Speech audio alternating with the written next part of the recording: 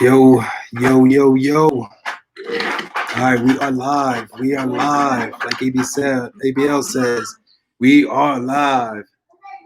All right, so I'm gonna slide through this as fast as I can. We'll make it happen really quickly. For those who coming in, especially coming in from the political channel, coming on to this one, we're gonna go through a series of questions that were given to me or sent to me. Instead of me answering each question with an individual video, I'm gonna see if I could actually just cover each question in this video itself and do it within a small period of time. Yeah, Zachary, you know it. I'm on it, man. I'm on it. I'm on it. All right, so there's two avenues that I'm actually seeing we have some questions from. The first thing I want to do is I want to touch on this question. I have a question by what the actual is the name of the subscriber, and they shot me a few questions, which I'm gonna go ahead and I'm gonna answer all of them as best as I can to the best of my ability. And I think there's maybe like 3 or 4 more that I'm gonna see if I can go through those real fast also. All right, so it says if you could answer through a video a couple of questions. All right, so what the actual is the name of the person. They asked, should I buy a food scale? All right.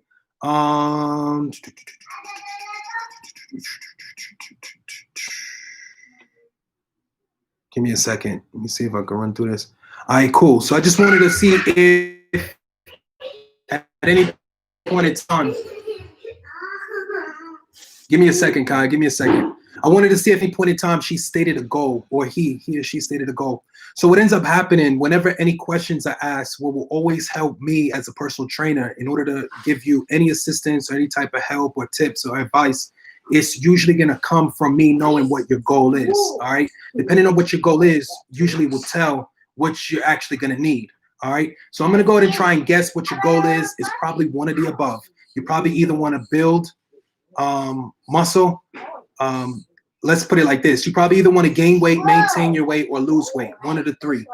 Out of those 3 things, if you were asking, should I buy a food scale? And you want to do one of those 3 options, the answer to that question is yes. Because if you buy a food scale, if you have a goal of losing weight, maintaining weight, or increasing your weight, the food scale will make getting to that goal easier. All right. It's going to be a lot easier if you know exactly how much food you're taking in. And that's going to help you break through any barriers, any plateaus, and things like that when things become complicated. All right. So, answer to your question, should I buy a food scale? Yes. In all cases, all situations. Looking to lose weight, maintain, or build, you're going to want a food scale. All right. Next question. How can I get into a food routine? I don't like complicated meals like most diets have. All right, so how can this person, I guess what they're asking is, how can I get into a food routine if whatever is involved in their diet, it's more diet related, like sugar-free, there's sugar-free that. So there's 2 things. All right, let me look at this question and take it 2 different ways. All right.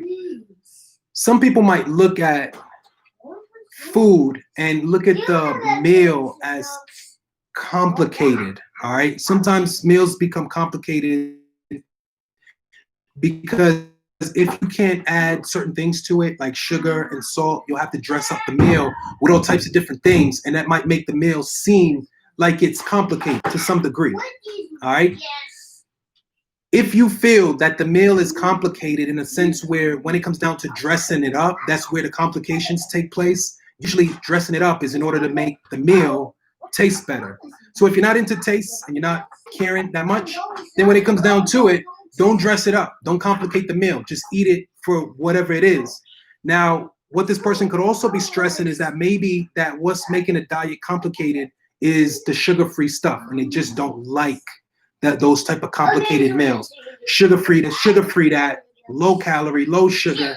At the end of the day, you can actually eat whatever you want. You don't have to actually cut down with sugar-free this, sugar-free that. You just need to moderate the amount of whatever you consume. So by chance, if you happen to,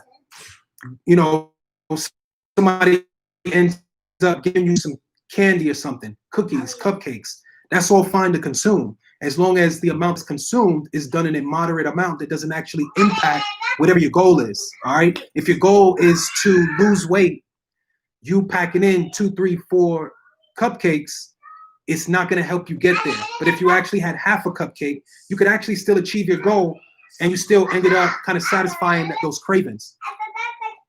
All right. So that's the best way to look at how can I, looking at meals as them being complicated, whether it be complicated from the actual seasonings or you just feeling like it's complicated because you got to do all the sugar-free this, sugar-free that. You don't have to do sugar-free everything in that case and situation.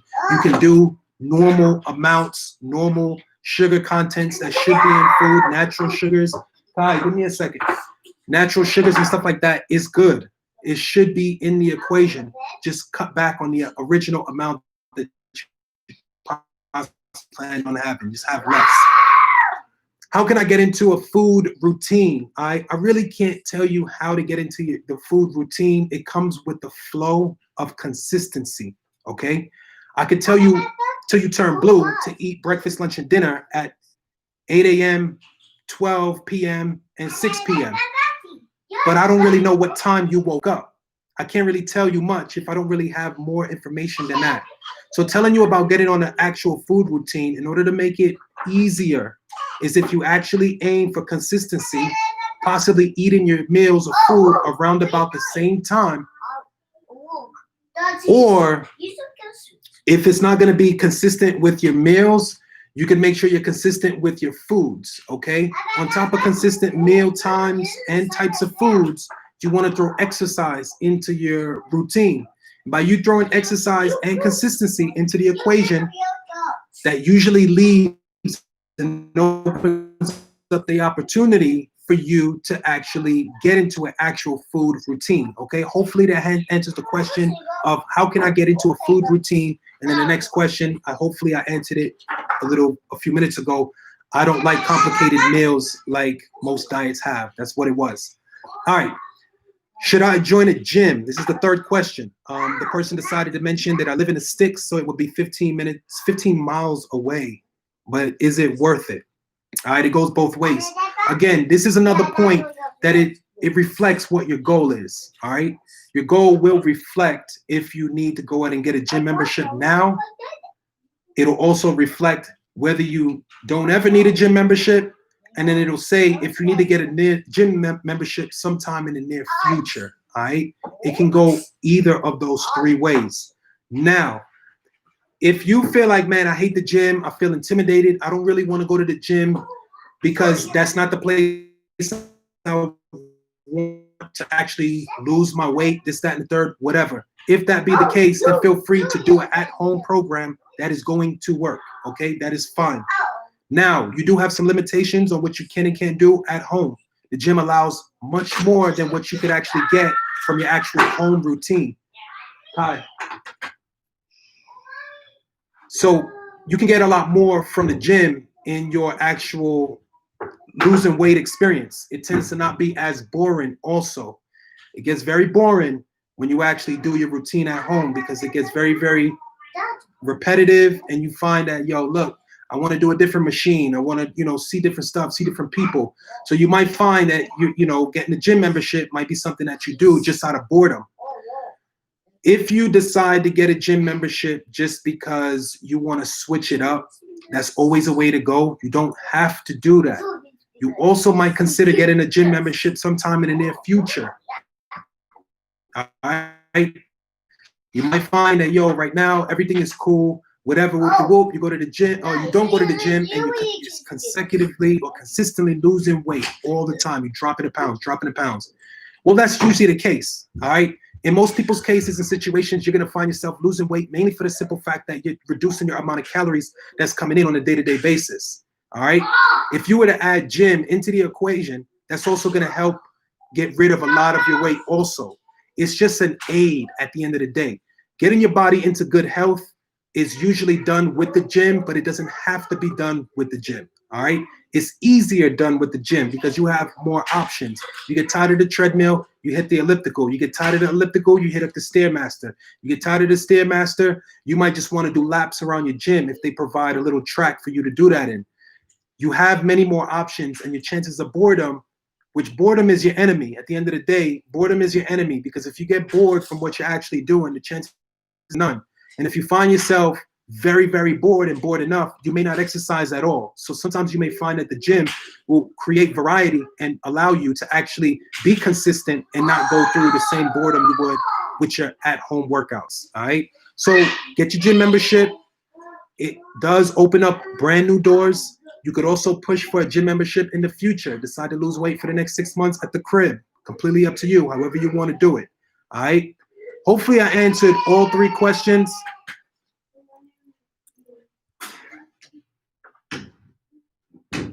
Hopefully I answered all 3 questions. The first one, should I buy the food scale? I explained, what I thought about that. The next one, how can I get into a food routine? I explained consistency on top of consistency, maybe looking at the foods, meal prep. It's also going to be how you slide into your food routine, and also consider exercise, because exercising is going to increase your metabolism, and when your metabolism increases, it'll open up that door to you actually needing to receive those meals. And of course, within the meals, you want to make sure it contains all of the necessary foods for you to get to your goals, whether that be carbs, protein, or fat. You need to moderate how much more or less you consume as you consume your meals. All right. Next thing, should I join the gym? We went ahead and covered that. Out in the sticks again. So you being 15 minutes away, is completely up to you. You might find that 15 miles away may not be a big deal when you find how much value is actually contained within going to the gym. 15 miles might be nothing. All right, so I did have another set of questions come in. Let me see if I could go ahead and touch base on these, and then we'll wrap this one up. All right, so we had a Dorothy Perez. Kai, make sure you close that door if you come in. So we had a Dorothy Perez commented, how do you feel about B12 patches? I was taking a B12 injection, but it was convenient. I usually get headaches after workouts. I also eat once a day, but I'm used to that and get, let me see. Hold on. I also eat once a day, but I'm used to that and get stomach cramps if I eat more. Okay. So Dorothy Perez, we'll start with the first question, and then we'll go through it. Okay. So how do you feel about B12 patches? So B12 patches, a lot of the information that I give you, I'm going to give you from experience that I have myself, or experience that a client of mine has had and they might give to me. I'll also touch base with things that I've read up on and kind of mix all 3 in together.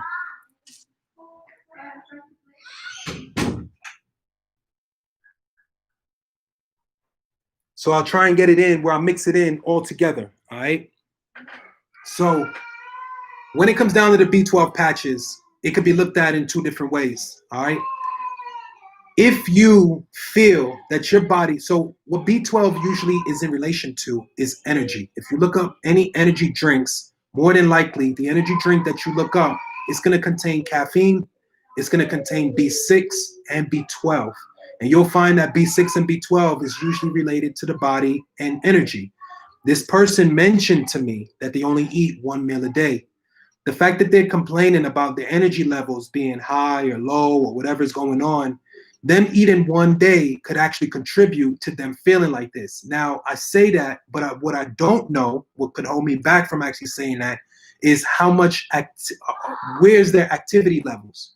So if you have a really high activity level, so you're doing a lot of things, you're burning a lot of calories, and you only find your meal contains, I'm more than likely to believe that if they're only eating 1 thing, and I don't know what the meal contains, and they're also complaining about not having high energy levels, and they're looking to use the B12 patches, it could possibly be coming from that.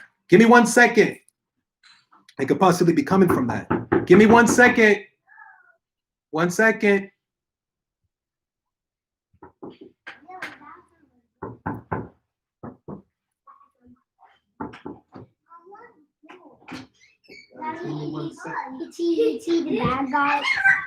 I don't know where it is. Let me finish up my video. You done? No, I'm not done yet. Last one? Yeah, this is the last one. So the point that I was making is with the B6 and the B12 vitamins, this is the way that it works. Yes, those are usually your two main components that you see in the ingredients when it comes down to giving the body energy. But what you got to consider is how does it work with your body, okay? I've never taken a B12 patch. I've had clients that have taken B12 patches. I've also read up on certain stories and different research and studies that have shown that B12 patches can actually work. Now, each person's body, each individual is different. Some people may tell you that they can take or put on a B12 patch and they may not feel any extra energy throughout the day. Some people may say that they feel a burst of energy. It's the same thing you may experience if you have 5 individuals drink Red Bulls. All right? Out of the 5 individuals who drink Red Bulls, not only will the amount that's felt, not only will you need to consider how much food has been consumed, but you need to consider how their body actually operates. Some people's bodies will take in the caffeine and just do away with it. It doesn't really go far. It doesn't really work for them the same way that someone else's bodies may work with the Red Bull. It's a lot more sensitive. So that's something that you want to consider is if you decide to use the B12 patches, I can't really tell you that I'm against it because I've never used it and had a problem with it. Everyone who's ever told me that they've ever used it has mentioned that it did give them some sort of energy, okay? So if you're using a B12 patch and you're using it mainly for a source of energy, you're also taking it 1 meal a day, maybe the meal that you're taking it each day does not contain enough calories for the amount of activity that you're actually doing, so be it. Continue using your B12 patches. Maybe when you up the diet, up the calories, it may open up your opportunity for you to actually not need the B12 patch and still have the same energy all throughout the day. All right, and at the end of the day, you never really need that B12 patch. So that's just my little spill on that. Let me see what else I have as far as the comments go. I usually get headaches after workouts. I also only eat once a day. All right, so I touched on the once a day. I breezed past headaches after workouts. So if anybody out there receives headaches after your workouts, the one thing that you want to consider is what is being done prior to the workout and how are you supplementing your body with the necessary vitamins, minerals, and water before you actually go in to work out. Another factor you want to consider is how hard do you go during the workout. Another factor you want to consider is what are the conditions that you're working out in.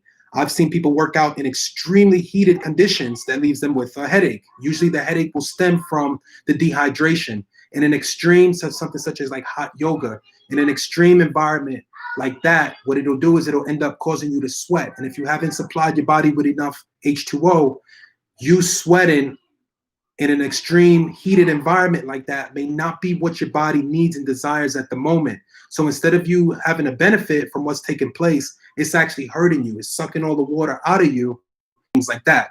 So if you feel like you're getting headaches after your workout, again, you need to consider what foods are actually consumed before you work out. You said that you only have 1 meal a day. Is the 1 meal a day coming in before the workout or after the workout?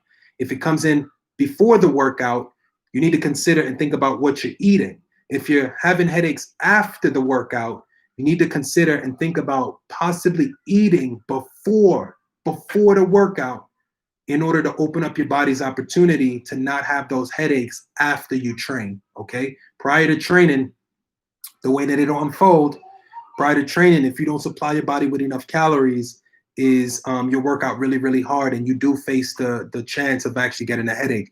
Now, would this be the case in those situations? Not necessarily, all right? I work out all the time and what I do is something called intermittent fasting and I go a period of time, usually it's over the course of maybe 16 hours, consecutively 16 hours without touching a drop of food or calorie or a single calorie. Don't drink juice or anything. All you usually open up to eat is water and any type of food that contains less than 35 calories, something that doesn't actually register in your system. So your body feels like it hasn't consumed anything. I've gone 16, 18, 20, and even up to 22 hours without eating any food. And I've done very, very high intensity, vigorous forms of working out and still never faced any backlash from that type of training under those conditions. Nothing such as headaches, any lightheadedness, nothing of that nature has actually fell on my door when I've actually gone through these conditions in working out. Just so y'all know, everybody's a little different. I'm not saying this person is lying or making it up.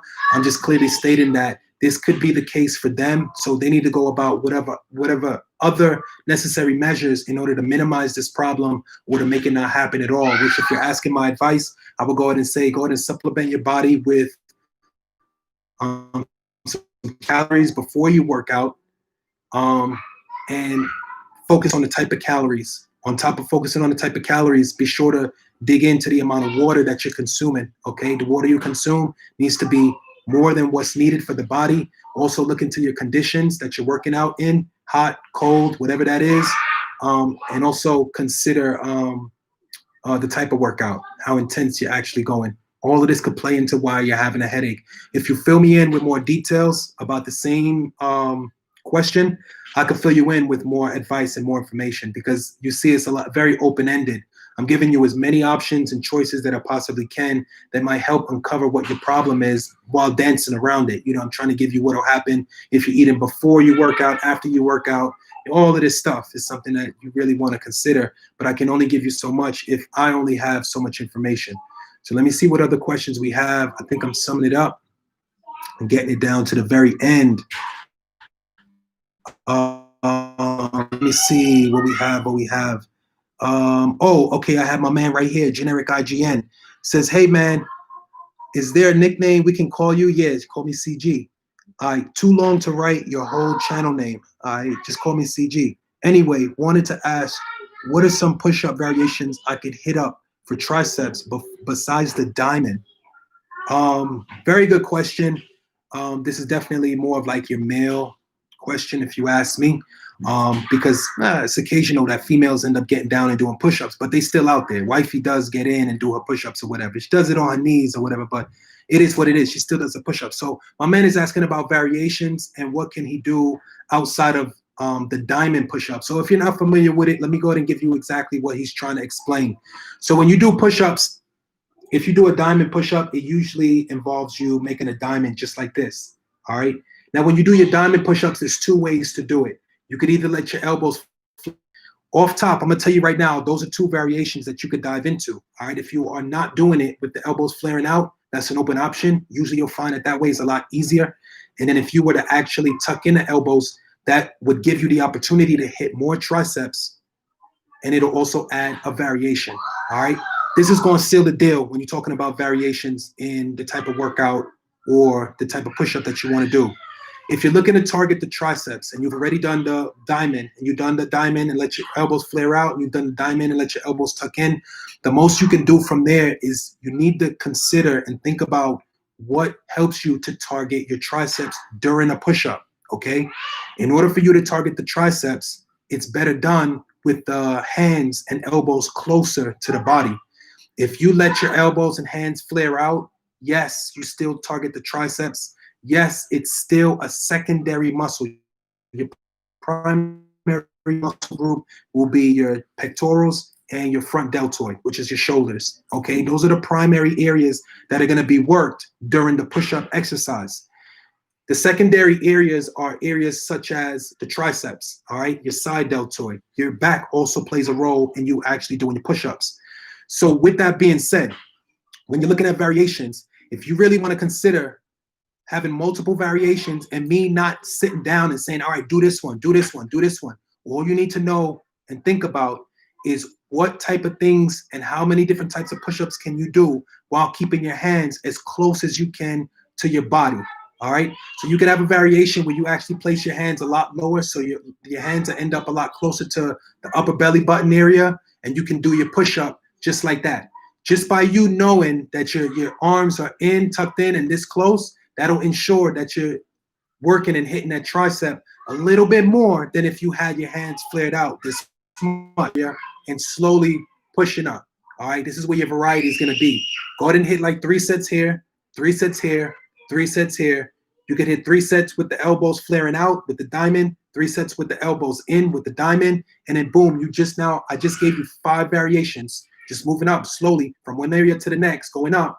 Doesn't have to be the diamond. My bad. I don't want to show you the wrong thing. So you can start here, slowly go up, go up, go up, go up. Mind you, as you go up, you're gonna notice, depending on where you have strength, some people have, you might find when your hands are really low, that these are the more difficult ones. You feel it a lot in your tricep, this, that, and the third, cool. And as you go higher up, they become easier. If this ends up being the case, be sure to increase the amount of repetitions on the push-up variation that's easier for you. Make sense? If you breezing through it, you're like, boop, de whoop, boom, 7, 8, 9, 10, go ahead and bump that joint up to like 15. All right, make sure you're doing at least 15, and that'll give you that open opportunity to generate all of the muscle you're looking to gain without facing that plateau, which is usually faced when you're not doing enough and you're not really seeing those results.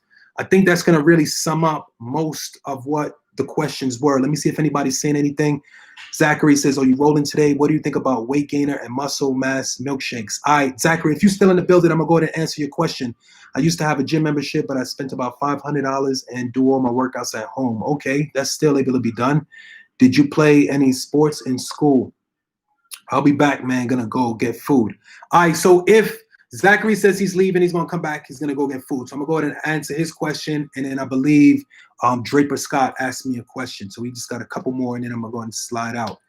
All right, so right here, what do you think about weight gain and muscle mass shakes and stuff? All right, so when it comes down to it, when you asking me, so I've been personal training for over 15 years. I've been in the fitness industry for over 21 years. I'm talking about from when I first picked up my first weight all the way to where I'm at now. 21, 22 years I've been in the game.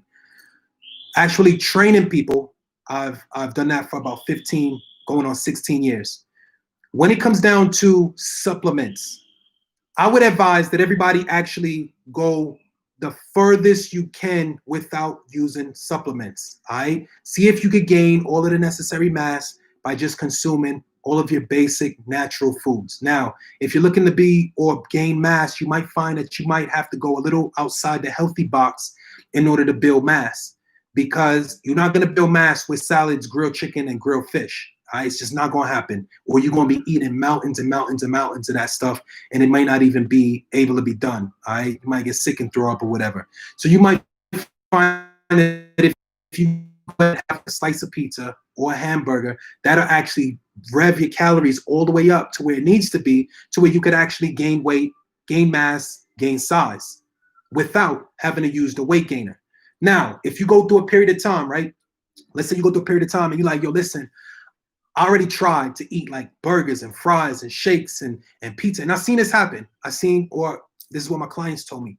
They'll eat burgers, fries, pizza, cupcakes, shakes, all this, that, and the third, and they still don't gain weight. They still don't gain weight because this individual may have a really fast metabolism. It usually comes with that slender build. And you'll find that with that build, they come with the fast metabolism where they could eat a lot of the foods that you see. And you're like, yo, how are you eating all that food, but nothing's really on your body? Well, this is the case. Those are the individuals. So if you have somebody like that and they are just struggling to put on weight, I will open up that door to the mass gainer. I'll be like, look, bro, I already see you putting in work. You're eating all the pizza you can. You're down in a whole large. You put in all this work. Now at this point, you're almost going to just throw up if you keep eating and eating and eating. You might find that you can get the same 1,000 calories that you would do in like 4 slices of pizza. You could get the same 1,000 calories in one of these mass gainer shakes. That's the one time that I will open up that door for that person to actually consume something in the supplement world. All right. I like to use supplements as an aid. It's not the go-to in order to make results happen. You will make everything you need to make happen. You'll make it happen with natural foods. All right. Your salads, your burgers, your burgers, it'll work. Your fries. I'm not saying to go and get these. I'm just saying these are better than supplements. Those are considered bad foods. Everybody's like, oh, yo, those are bad foods. No. Those are more of what you would go to before you go to the man-made stuff. All right. The man-made stuff is definitely not going to be on your plate when you're looking at what's healthy and what's not. All right. So when it comes down to the mass gainer, exactly. What my advice would be, yo, if you've tried all the measures that you possibly could take, and you found that you not only have to use the same measures that you've been taking and some, yeah, go ahead and throw the supplement in there to gain mass. And if it sits well with your stomach, then continuously use it. It should not work against you. It should actually work for you and help you to gain that mass that you're looking for. All right, so let me see what else he has. What do you think about mass gainers and muscle mass shakes and stuff? Mass gainers and muscle mass shakes usually are the same. If you're asking, if you say muscle mass shakes and you're referring to protein shakes, the protein shakes act the same way as what I explained to be in the mass gainer. The protein shake's only an aid, okay? It is only for you to say, damn, I got this chicken, I got this rice, I got vegetables, I got my meal set up, but I'm a little bit short on protein, a little bit short. I need a little bit extra. And you don't want to break out a boiled egg. You don't want to break out a can of beans. You don't want to break out a glass of milk. You find that, yo, if I go ahead and supplement with a protein shake, that little gap of, I'm supposed to get 20 grams of protein, but I'm only at like 12, that gap right there, the protein shake will help you fill that gap. That's what I like to use the supplements for. It's just an aid. It's not the go-to. The only time you might find it as a go-to is if you situate and organize it that way. You can add almonds, blueberries, different things to your protein shake, and it end up becoming a meal replacement because all of what's contained is all of what's inside of a meal. And if it contains enough calories, then you end up breaking free and you don't have to actually go out and eat food. You can just drink the protein shake and it'll act again as your meal replacement. Did you play sports in school? You can go to the next question by Draper Scott. Did you play sports in school? No, I did not. I was working at Zaxby's. If you know what Zaxby's is, when I was 14 years old, I told the Zaxby's manager that I was 16. He told me, the job is yours. So when my brother told me come with him to football practice, I said, I'm not going to football practice. I'm going to go make this money. And then I'm going to see what I could do about, making money here and doing what's needed. So I ended up skipping out on the sports. And my brother actually went through with it, and he was actually on the football team, playing in all the games and this, that, and the third. The most I did was just hooping in the hood and actually out there just playing football in the street. I never really did the whole 9 yards with the helmet and the pads and all that. So that's something that, I wish I followed through with it. Who knows how far I would have got. Other than that, I think we with all of the questions. I think that's it. To the 3 people that held it down with me, to everybody that gave me the like, please, the 3 people that's in the building, please drop a like in that like section, just so we know it and we have it. Thank you so much, everybody, for coming out. I'm going to go ahead and finish this one up. Merry Christmas to everybody. My son is asking me to keep it moving, so I'm trying to keep it moving. To everybody in the building, thank you so much for coming out. I'm going to keep putting out more and more on this particular channel. If anybody else has any questions, feel free to leave them in the comments below, and I'll do my best to get in as soon as possible and check them all out and answer them all. To everybody again, Merry Christmas. Y'all hold it down. Conservative guy. I'm out. Yep, I'm done. Yay! Can you help me with my